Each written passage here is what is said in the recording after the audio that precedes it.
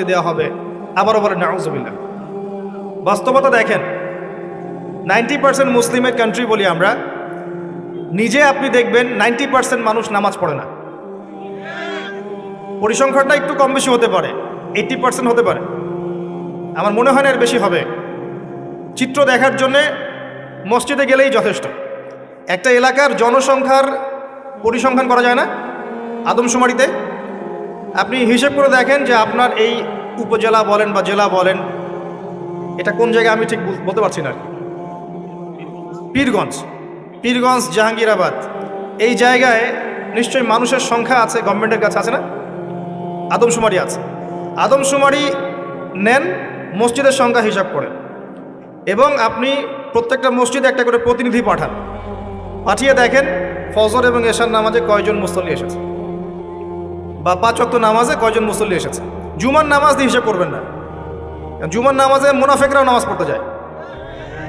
ঈদের নামাজ দিয়ে হিসাব করবেন না, তারাবির নামাজ দিয়ে হিসাব করতে হবে না।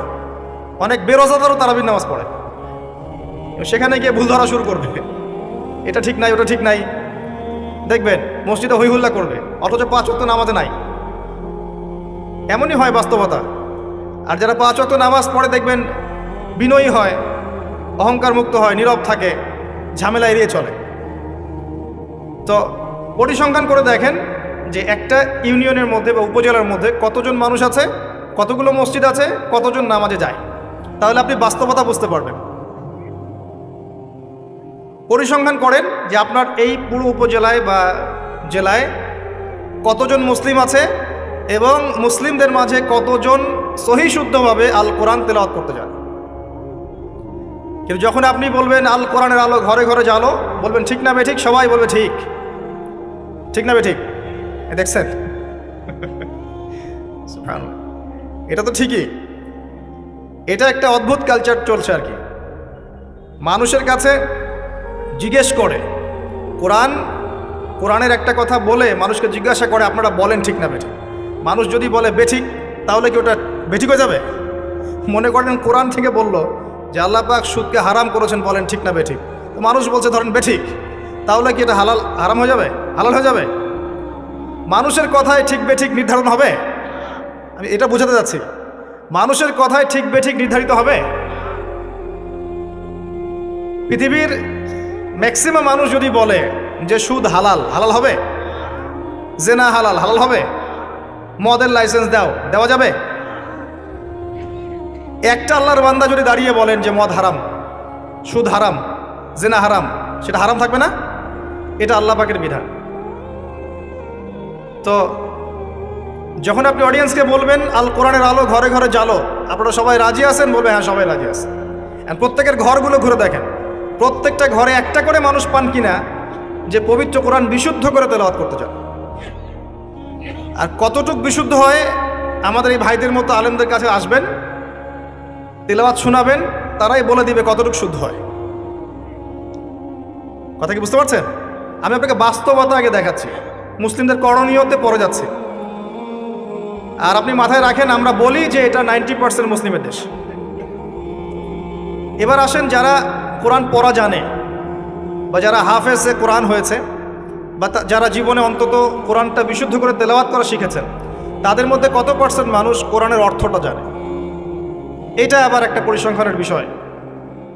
যারা মাদ্রাসা ব্যাকগ্রাউন্ডে পড়েন তাদের কথা ডিফারেন্ট, কিন্তু বাংলাদেশে প্রচুর মানুষ, কয়েক কোটি মানুষ কিন্তু জেনারেল ব্যাকগ্রাউন্ড থেকে আমরা পড়াশোনা করে বের হই।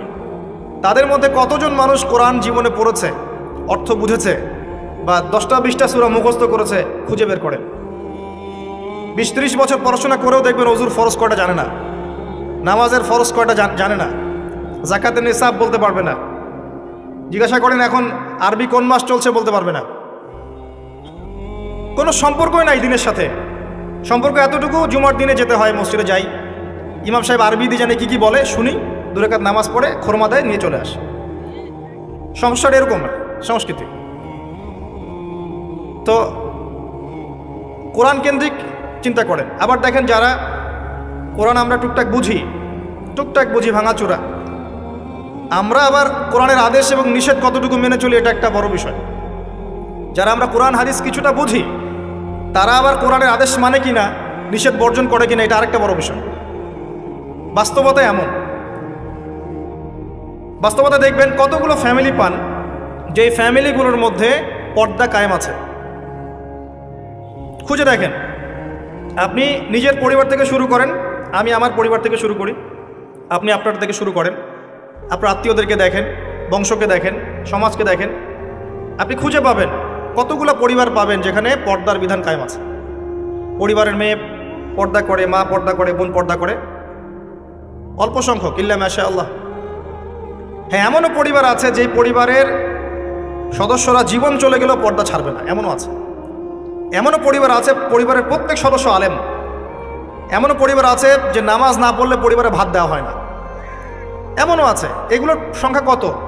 নিতান্তই কম, নিতান্তই কম। বাস্তবতায় আসেন আপনি, বাস্তবতা এমন, এগুলোর সয়লাভ চলছে। আবার একটা বড় ইস্যু বলি, মুসলিমদের কথা বলছি। আপনি প্রত্যেকটা পরিবারের জরিপ চালিয়ে দেখেন কতগুলো পরিবারে হালাল রিজিক ঢুকছে।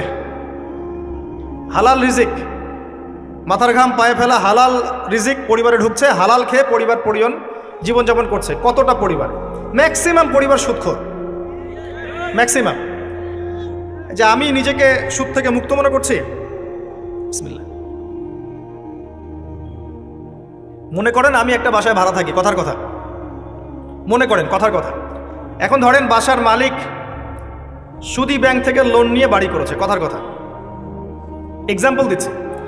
এখন এই টাকাগুলো, ভাড়াটিয়াদের টাকাগুলো নিয়ে তিনি ব্যাংকের লোন শোধ করেন, কথা বুঝতে পারছেন? আর একবার লোন নিলে তো শোধ করা চারটাখানি কথা না, চক্রবৃদ্ধি হারে বাড়তে থাকবে। এটাই ওদের উদ্দেশ্য ছিল, রক্ত চুষে খাওয়া, সাক। যার ফলে ধনী ধনী হতে থাকে, গরিব আস্তে আস্তে আরো গরিব হতে থাকে। আর আমি অনেকদিন বলেছি এটা মায়ের সাথে জেনা করার মতো পাপ, এবং আল্লাহ এবং তার রাসূলের সাথে যুদ্ধ করার মতো পাপ। দলিল আপনি সহিহ বুখারী খোলেন আর সূরা বাকারা পড়েন। সহিহ বুখারীতে আরও আছে 36 বার জেনা করলে যে গুনাহ হয়, 1 দিরহাম সুদ খেলে সেই গুনাহ হয়। এখন মনে করেন আমি রেন্ট দিচ্ছি, বা আরও 10 জন রেন্ট দিচ্ছে, এই রেন্টগুলোকে তিনি একত্রিত করে ঋণ শোধ করছেন সুদের। ইনডাইরেক্টলি, পরোক্ষভাবে আমি নিজেও সুদের সাথে সম্পৃক্ত হয়ে গেলাম। আমি কি বুঝাতে পারছি? যারা এগুলো থেকে সম্পূর্ণ পবিত্র থাকতে চাবে তাদের গায়েও সুদের ছিটাফোঁটা এসে লাগবে। এটা সেই আখিরুজ্জামান, এটা ওই যুগ না। এই যুগের কথাই নবী সাল্লাল্লাহু আলাইহি ওয়াসাল্লাম হাদিসের মধ্যে বলেছেন, এমন যুগ আসবে যে মানুষের পক্ষে রিবা থেকে বেঁচে থাকে এত দুষ্কর হয়ে যাবে যে যারা বেঁচে থাকতে চাইবে তাদের গায়েও সুদের ছিটাফোঁটা এসে লাগবে। এই হলো সেই যুগ। আর যে খায়, যে দেয়, যে লিখে রাখে, যে সাক্ষী থাকে, 4 জনকে, 4 শ্রেণীর মানুষকে নবী সাল্লাল্লাহু আলাইহি ওয়াসাল্লাম সমান অপরাধী বলেছেন। আমাদের ম্যাক্সিমাম পরিবারগুলোতে যান, দেখবেন সুদের সাথে আমরা সম্পৃক্ত আছি। যতই বলি, ব্যক্তিগত জীবনে দেখবেন, ইবাদত বন্দেগীর জীবনে গিয়ে দেখবেন পাক্কা মুসল্লি, কপালে সেজদার দাগ আছে। অর্থনৈতিক জীবনে গিয়ে দেখবেন পাক্কা সুদখোর, ঘুষখোর, দুর্নীতি করছে, ট্যাক্স ফাঁকি দিচ্ছে, বা সরকারের মাল আত্মসাৎ করে খাচ্ছে। প্রচুর সম্পদ আছে আমাদের, আমরা আত্মসাৎ করতে করতে করতে করতে একটা হাতি আসতে আসতে মাছি হয়ে যায়। একটা হাতি উপর থেকে আসতে থাকে, আকাশ থেকে একটা হাতি পড়তে থাকে। হাতি পড়তে পড়তে পড়তে পড়তে দেখবেন আপনার কাছে আস্তে আস্তে মাছি হয়ে গেছে। হাতির কান একজন, ডালপালা একজন, নাক একজন, সুর একজন, শিং একজন, খেয়ে শেষ করে দিচ্ছে। বাই দা ওয়ে, হাতির মনে শিং থাকে না, আমি ভুল বলছি, হাতির সুর থাকে। যাই হোক, এটা বাস্তবতা। আবার দেখবেন আমরা অনেকেই ইসলাম ফলো করার নামেও আমাদের বোনদেরকে সম্পত্তি দিচ্ছি না। সুযোগ পেলেই প্রতিবেশীর জমি মেরে খাবো, 1 বিঘত জমিও ছাড় দিব না। সুযোগ পেলেই অন্যের জমি মেরে খাবো, আত্মসাৎ করে খাবো। দেখা যাবে যে একটা জিনিস মানুষের প্রাপ্য, সেটাকে আমি ঘুরিয়ে ফিরিয়ে নিজের পকেটে ঢুকিয়ে ফেলেছি।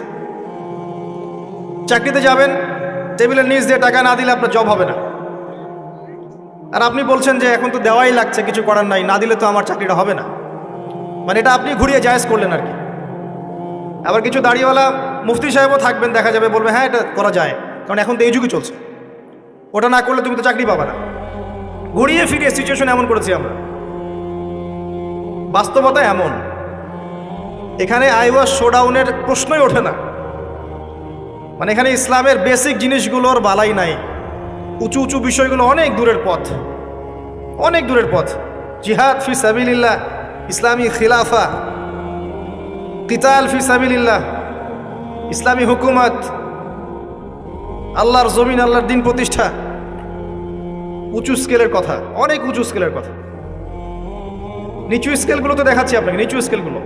5 ওয়াক্ত সালাত এটা এমন একটা বিষয় ছিল উম্মার মধ্যে যে একজন মুসলিম 5 ওয়াক্ত সালাত পড়ে না এটা চিন্তাই করা যেত না। শতাব্দীর পর শতাব্দী এমন জেনারেশন চলে গেছে যারা 5 ওয়াক্ত নামাজ পড়তো না, মুসলিম পরিবারের সন্তান, এটা কল্পনাও করা যেত না। এখন অ্যাভেলেবেল, ঘরে ঘরে দেখবেন বেনামাজিদের ভর্তি। মুসলিম মেয়েরা পর্দা করবে না এটা কল্পনাও করা যেত না। এখন ঘরে ঘরে দেখবেন জিন্স আর গেঞ্জি, জিন্স আর গেঞ্জি, ছেলেদের পোশাক পরে রাস্তাঘাটে ঘুরছে। ইভেন গ্রামগুলোতেও, গ্রামে অনেক সময় এমন এমন দৃশ্য দেখা গেছে চোখে, দেখে আমরা মনে করতেছি আমরা কি ঢাকা শহরে আছি নাকি নিউ ইয়র্ক। আবার গ্রামের মেয়েরা আবার অত্যাধুনিক, কপি করতে করতে দেখা যায় অনেক সময় শহরের মেয়েদেরকে হার মানিয়ে ফেলে। এটা কল্পনায় ছিল না যে মেয়েরা এমন পোশাক পরে ঘোরে মুসলিম পরিবারের। মুসলিম পরিবারের মানুষ কোরআন তেলাওয়াত করতে পারে না, এমনটা হিস্ট্রিতে কখনো ছিল না, খুব কম, রেয়ার। এখন এসে দেখবেন এটা অ্যাভেলেবেল, ঘরে ঘরে দেখবেন কোরআন পড়তে পারে না। কোরআন তেলাওয়াতের কথা বলছি, এবারত তো অনেক দূরের কথা, এবারত বুঝতে তো আরও 10 বছর লাগবে। তারপরে হাদিসের কিতাব, ফিকহের বই, ইসলামের ইতিহাস, ইসলামিক অর্থনীতি, জিওপলিটিক্স, অনেক দূরের পথ। আমি শুধু নর্মাল কোরআন তেলাওয়াতের কথা বলছি, বিশুদ্ধ করে। একটা মক্তবের বাচ্চার যে যোগ্যতা, দেখবেন জেনারেল পড়ুয়া BBA করে বের হয়েছে, ওর সেই যোগ্যতা নাই কোরআনের ক্ষেত্রে। একটা মাদ্রাসার ছোট ক্লাসের বাচ্চা, ক্লাস 5-6-এ পড়ে, দেখবেন কোরআন যেভাবে পড়তে পারে, একজন বাইরে থেকে ডিগ্রি নিয়ে আসছে সেটা পড়তে পারে না। এরপরেও সে বলছে আমি শিক্ষিত, এবং সেখান থেকে পাশ করে এসে বলছে যে ইসলাম এই যুগে চলে না, ওই যুগে চলতো, পর্দার বিধানগুলো আসলে ওই যুগে ভালো ছিল, এই যুগে এগুলো চলে না, এটা এগিয়ে যাওয়ার যুগ, এটা কো এডুকেশনের যুগ, এবং এটা হচ্ছে ফ্রি মিক্সিংয়ের যুগ। ফ্রি মিক্সিং বোঝেন তো, নারী পুরুষ একসাথে চলবে, মাহারাম গায়রে মাহারাম একাকার, এটার নাম ফ্রি মিক্সিং। যেমনটা আপনার স্কুলে চলছেন, কলেজে চলছেন, ইভেন জব সেক্টরেও চলছেন, প্রতিটা সেক্টরেই চলছেন, ইভেন পলিটিক্যাল ক্ষেত্রেও চলছেন ফ্রি মিক্সিং। মিছিল করছেন, সামনে মহিলা, পিছনে আপনি, ফ্রি মিক্সিং। কোনো ওয়াজ মাহফিলে দেখলাম যে মহিলা এসে বক্তব্য দিচ্ছে, হ্যাঁ, পাশে আলেম বসে আছেন, চা খাচ্ছেন। আপনি কোথায় আছেন প্রিয় ভাই? বলতে থাকলে অনেক কষ্ট পাই, গলার ভয়েস উঁচু হয়ে যায়, অনেকের খারাপ লাগে, কিন্তু কিছু বিষয় না বললে হক আদায় হয় না, আল্লাহর কাছে জবাবদিহি করতে হবে তখন। এই জন্য কিছু বাস্তবতা আপনাকে বোঝানোর চেষ্টা করছি, এবং এর মধ্যে ইনশাআল্লাহ আমি কিছু সলিউশন আপনাকে দেওয়ার চেষ্টা করব, নিজেকে এবং আপনাকেও। আমি যা বলছি আল্লাহ পাক সবার আগে আমাকে আমল করার তৌফিক দান করুন, পরে আপনাদেরকে তৌফিক দান। বলাটা অনেক সহজ, করাটা খুব কঠিন। আল্লাহ পাক এটাই বলেছেন সূরা সফের মধ্যে, লিমা তাকুলুনা মা লা তাফআলুন, তোমরা এমন কথা কেন বলো যা তোমরা নিজেরা করো না। কাবুরা মাকতান ইনদাল্লাহি আন তাকুলু মা লা তাফআলুন, আল্লাহর কাছে অত্যন্ত নিকৃষ্ট এই কাজটা যে তোমরা নিজেরা করো না কিন্তু মানুষকে বলবে। আমি মেরাজের সময় একটা হাদিস মনে করাই আপনাদেরকে। এখন মেরাজের সময় চলছে, আপনারা হয়তো মেরাজ পার করেছেন। তো এখানে নবী সাল্লাল্লাহু আলাইহি ওয়াসাল্লাম কিছু শাস্তি দেখে এসেছিলেন। তার মধ্যে একটা শাস্তি ছিল এমন যে এক শ্রেণীর মানুষের জিহ্বাকে আগুনের কেচি দিয়ে কেটে দেওয়া হচ্ছে। আমরা বলি নাউযুবিল্লাহ। নবী সাল্লাল্লাহু আলাইহি ওয়াসাল্লাম জিজ্ঞাসা করলেন এরা কারা? তাকে বলা হলো এরা আপনার উম্মতের সেই সব ব্যক্তি যারা ছিল উম্মতের বক্তা এবং দায়ী এবং আলেম, এই টাইপের মানুষ আর কি, যারা মানুষকে অনেক সুন্দর সুন্দর কথা বলতো, নিজেরা আমল করতো না। আল্লাহ পাক আমাদেরকে হেফাজত করুন। আমি অনেস্টলি বলছি, আমি যা জানি, যতটুকু আল্লাহ পাক আমাকে জ্ঞান দিয়েছেন, এর 30% আমি আপনাদেরকে বলতে পারি না, 30-40% আমি আপনাদেরকে বলতে পারি না যা আমি জানি, আর আমি খুব কমই জানি। আপনি যত পড়াশোনা করবেন, যত বড় বড় আলেম ওলামার কাছে গিয়ে পড়ে থাকবেন, আপনি তত ফিল করবেন যে আপনি কিছুই জানেন না।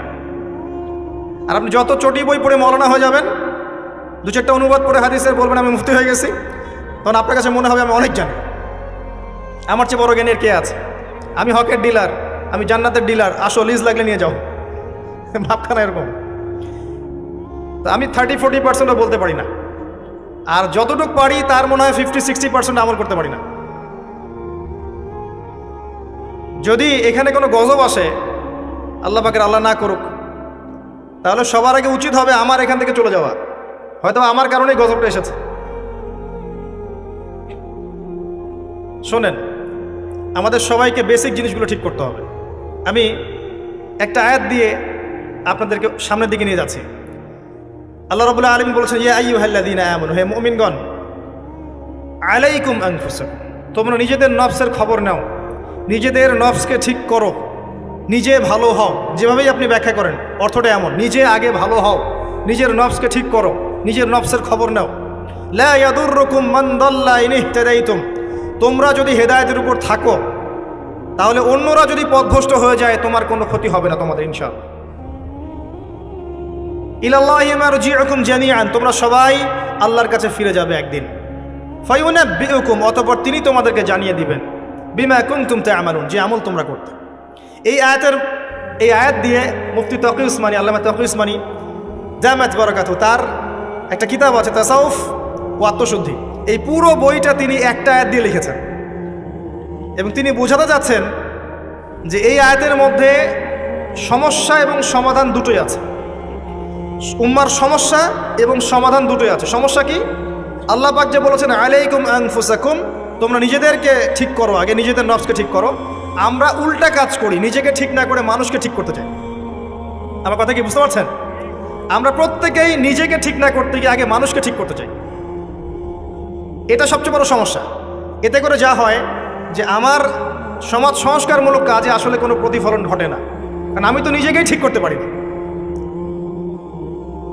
এবং সলিউশনটাও এখানে হচ্ছে এই যে আগে নিজের জান বাঁচাতে হবে। কু আনফুসাকুম, নিজে আগে জাহান্নামের আগুন থেকে বাঁচো, ওয়া আহলিকুম নারা, তারপর পরিবারবর্গকে বাঁচো। ইয়া আইয়ুহাল্লাযীনা আমানু, হে মুমিনগণ, ইত্তাকুল্লাহ হাক্কা তুকাতিহ, আল্লাহকে ভয় করো, ভয় করার মতো ভয় করো। ওয়ালা তামুতুন্না ইল্লা ওয়া আনতুম মুসলিমুন, পরিপূর্ণ মুসলিম না হয়ে তোমরা মৃত্যুবরণ করো না। নিজেকে আগে মুসলিম হতে হবে, নিজেকে আগে মুমিন হতে হবে, নিজেকে আগে নিজের নফসকে ঠিক করতে হবে, তারপর অন্যকে হবে। এরপর পরিবার। নিজেকে ঠিক করার জন্য কি কি দরকার? আসেন বাস্তবতায় আসেন। নিজেকে ঠিক করার জন্য প্রথমে দরকার জ্ঞান অর্জন। কি দরকার ভাই? জ্ঞান অর্জনের জন্য কিছু সাবজেক্ট আছে, কিছু কনস্ট্রাকটিভ কথা শোনেন।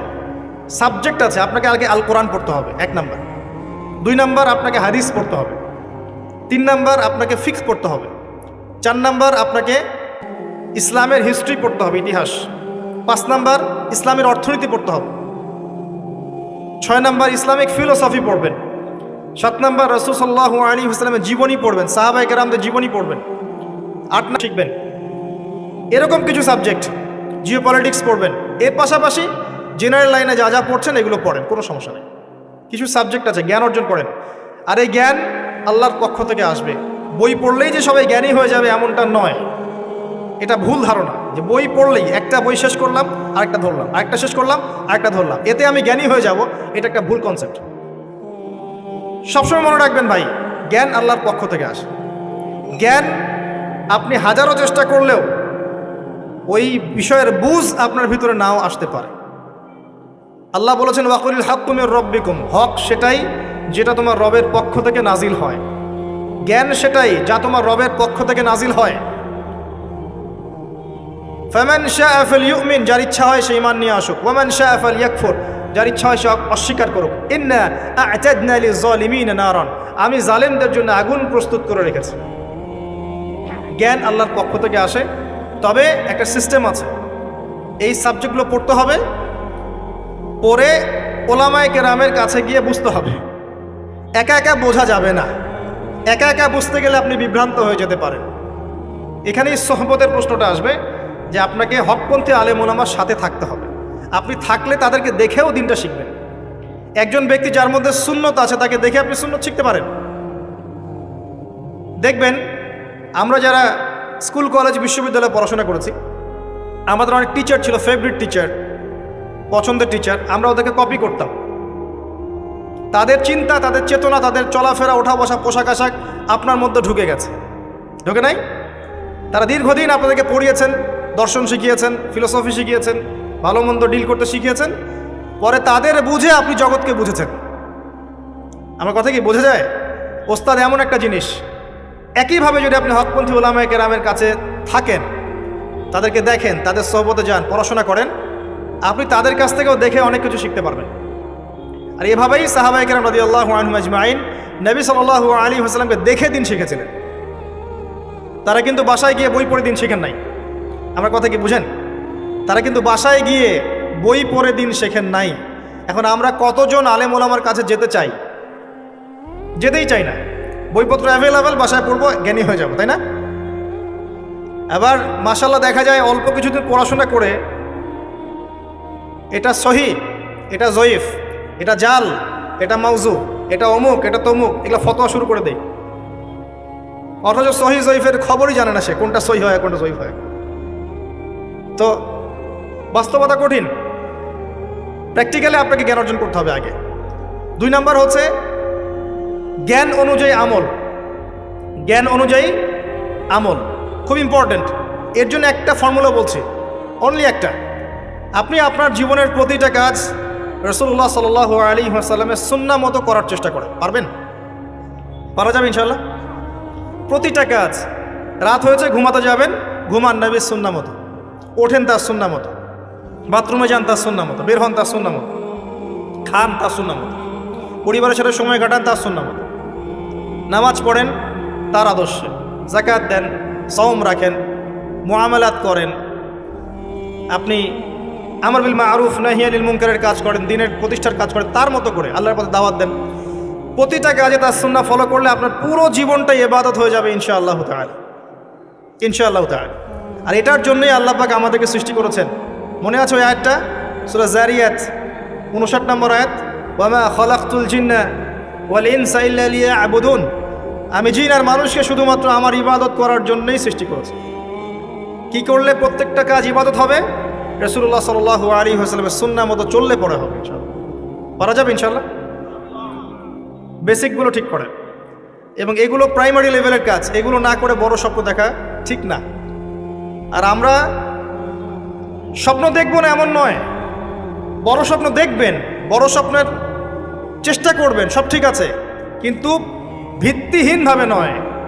একটা বাড়ি গঠন করব 10 তলা 20 তলা, ঠিক আছে, ফাউন্ডেশন ঠিক না করে নয়, আগে ভিত্তি দিতে হয়, এবং ভিত্তিতেই বেশি টাকা খরচ করতে হয়। কথা কি বোঝা যায়? এগুলো ইসলামের ভিত্তি। আমল করেন জানা অনুযায়ী, আল্লাহ পাক তৌফিক দান করুন। আর সামনে একটা সিজন আসছে আমলের, আল্লাহ পাক যেন আমাদের সবাইকে সেই রমাজান পর্যন্ত পৌঁছে দেন, আল্লাহুম্মা আমিন। এবং সেখানে বেশি বেশি আমল করে গুনাহ মাফ করিয়ে নেওয়ার তৌফিক দান করেন। রমাজান হবে আমাদের সবচেয়ে সৌভাগ্যের সময় ইনশাআল্লাহ। এখানে আমাদের যত পাপ, এর জন্য আল্লাহর কাছে কান্নাকাটি করতে হবে। এখানে কিছু কথা বলি, আমি যদিও বলেছি আগের লেকচারগুলোতে, রমাজানের আগেই রমাজানের পরিকল্পনা করে ফেলতে হয়। আপনার নামাজের টার্গেট করে নেন, ইভেন জীবনে কত রাকাত নামাজ কাজা করেছেন হিসাব করে নেন, চেষ্টা করেন কাজাগুলো আদায় করার জন্যে। যদিও বা খালেস তওবা করলে আল্লাহ মাফ করে দিতে পারেন। তারপরে অনেক স্কলার বলেছেন যদি কেউ আদায় করতে চায় সে করতে পারে, আল্লাহ খুশি হবেন ইনশাআল্লাহ। হিসাব করে দেখেন, আপনার 10 বছরের নামাজ কাজা আছে, 15 বছর 20 বছরের নামাজ কাজা আছে। কি করবো এগুলো নামাজের? আল্লাহর কাছে মাফ চাবো, ইনশাআল্লাহ আল্লাহ মাফ করে দিবেন। এটা একটা অপশন। যদি না করেন, এই নামাজগুলোর কাফফারা কে দিবে? এই নামাজগুলো কি টাকা পয়সা হিসেব করে হুজুরকে খাওয়ালে হবে? এখন এক নতুন একটা সুন্নত বের হয়েছে, মানুষ মারা গেলে হুজুরকে ডেকে বলে আমার আব্বা 10 বছর নামাজ পড়ে নাই, হুজুর কত টাকা দিলে নামাজগুলো কাজা হবে? হুজুরও বলে হ্যাঁ, প্রত্যেক নামাজের জন্য যদি 500 করে দেন আমি ওয়াক্ত ওয়াক্ত হিসাব করে পড়ে দিব। তো এদিকে 2 দিক থেকে তার লাভ, সে অর্থ পেল, নামাজ পড়লো, তার নিজের নেকি হলো, তার বাবার কিছুই হলো না। তো এভাবে কি হবে? আদায় করতে হবে। আরেকটা সহজ বুদ্ধি আছে, একটা না 2টা। আল্লাহ পাক আমাদেরকে তৌফিক দান করুন। জামায়াতে নামাজ পড়া। যখন আপনি জামায়াতে 1 ওয়াক্ত নামাজ পড়ছেন, আপনি 25 বা 27 ওয়াক্তের নেকি পাচ্ছেন। এখানে আপনি ক্যালকুলেশন মিলাতে পারবেন। আরেকটা হচ্ছে বেশি বেশি নফল নামাজ পড়া। ফরজের ঘাটতিগুলো আল্লাহ পাক নফল দিয়ে পূরণ করবেন ইনশাআল্লাহ। আরেকটা অপশন আছে, ওমরা করা। কেন বললাম ওমরা করা? ওমরা করতে গেলে আপনি কাবা ঘরে হারামে নামাজ পড়বেন, আবার যদি আপনি মদিনা জিয়ারত করতে যান, সেখানেও কিন্তু নববীতে নামাজ পড়বেন। সেখানে 1 রাকাত নামাজ পড়লে আপনি 1000 রাকাতের নেকি পাচ্ছেন। আর হারামে 1 লাখ, হারামে 1 রাকাত পড়লে 1 লক্ষ নেকি হবে। তো ওখানে হারামে যদি আমি 2 রাকাত নামাজ পড়ি বা একটা ফরজ পড়ি, তাহলে 1 লাখ ফরজ হচ্ছে। কথা কি বুঝতে পারছেন? এটা একটা অপশন কাফারা দেয়ার। আল্লাহ পাক আমাদেরকে তৌফিক দান করুন, আমিন। তো নিজের আমল নামার হিসেব করতে হবে। ঠান্ডা মাথায় রাত্রেবেলা ঘুমানোর আগে চিন্তা করেন, ওয়াল্লাহি আমি চিন্তা করছি এটা, ওয়াল্লাহি চিন্তা করেন আপনার জীবনে যখন থেকে আপনার ভালো মন্দ বোঝার ক্ষমতা হয়েছে, ঠান্ডা মাথায় রিকল করার চেষ্টা করেন আপনার মেমোরিকে, যে আপনি কি কি বড় বড় পাপ করেছেন। পারা যাবে? একটা খাতা নেন সামনে, নিয়ে লিখেন যে আমি 10টা বান্ধবীর সাথে প্রেম করেছি, বড় পাপ তো জেনা। আমি মদ খেয়েছি বন্ধুদের সাথে, আমি গুন্ডাগিরি করেছি, একজনের হাতে রক কেটে দিয়েছি, হয় রক কেটে দিয়েছি, আছে না এগুলো আমার নামে মানুষের? আমি রিলিফের মাল মেরে খেয়েছি, আমি বোনের সম্পত্তি অধিকার দেইনি, পিতামাতাকে আমি বৃদ্ধাশ্রমে পাঠিয়েছি, আমি এটা করেছি ওটা করেছি, হিসাব করা যাবে না? এগুলো তো করেছি আর করি নাই। আমি নামাজ পড়ি নাই এতদিন, এত ওয়াক্ত, আমি যাকাত দেই নাই, আমি রোজা রাখি নাই, পারা যাবে না? আমরা না করলে কি হবে? লেখা আছে না, দেখানো হবে না? সে ব্যক্তি বুদ্ধিমান যে নিজের হিসাব নিজে নিয়ে নিল দুনিয়ায়। এই জায়গায় আসেন, নিজের হিসাব নিজে নিয়ে নেন দুনিয়ায়। এবার আপনি দেখবেন যে আপনার আমার পাপগুলো 2 ভাগে বিভক্ত। একটা হচ্ছে আল্লাহর সাথে জড়িত, আর একটা মানুষের সাথে জড়িত। আল্লাহর সাথে যেগুলো